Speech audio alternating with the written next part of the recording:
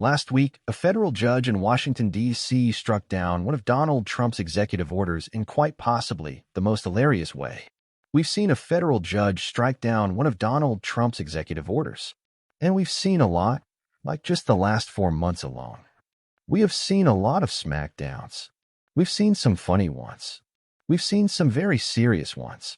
We've even seen judges use Donald Trump's own words against him to prove that his orders are, of course, illegal.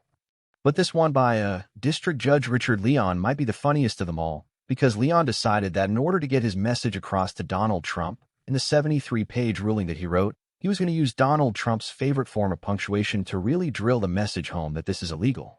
And that punctuation, of course, is exclamation points. And the judge used a lot of them. 27 to be exact. Of course, that technically includes a quote from Donald Trump that ended with an exclamation point. So the judge, really only used 26, but that is about 26 more than judges will typically put in an official ruling. Now, before I read you some of the judge's ruling, it's important to tell you, of course, what this case was about. This was one of the executive orders that Donald Trump had issued that targeted a law firm, WilmerHale, that Trump didn't like.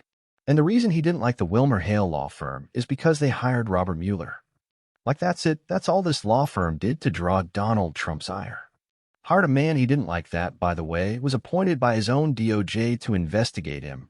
Laugh. But he targeted them, punished them with this executive order. And the judge made it clear that, no, you can't do that exclamation point. Let me read you a few snippets from the judge's ruling here. At one point, he said, he called Trump's arguments absurd exclamation point. He said, the order shouts through a bullhorn. If you take on causes disfavored by President Trump, you will be punished. Exclamation point. And then he got to the heart of it.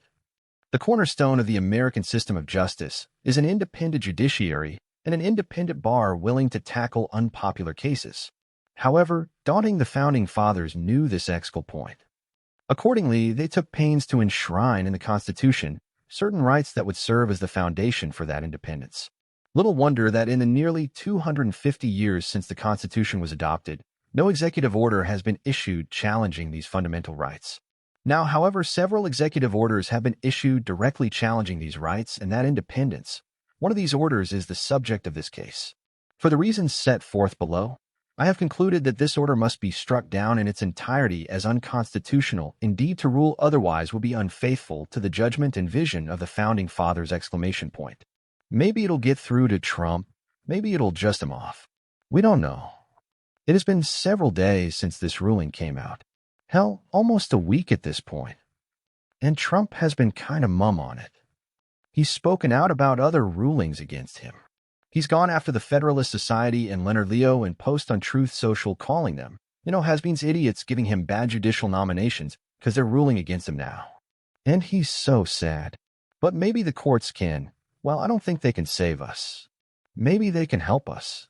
Maybe they can, prolong a little bit the destruction of the United States. Slow it down a little, if you will, because we all know that Supreme Court sitting up there as the highest court in the land is not going to consistently rule against Donald Trump. They have already proven that they proved it again last week. So the courts aren't going to save us, but maybe they can stall the destruction just long enough to where we can get Trump out of office and replaced in 2028 with somebody that actually cares about and understands the Constitution.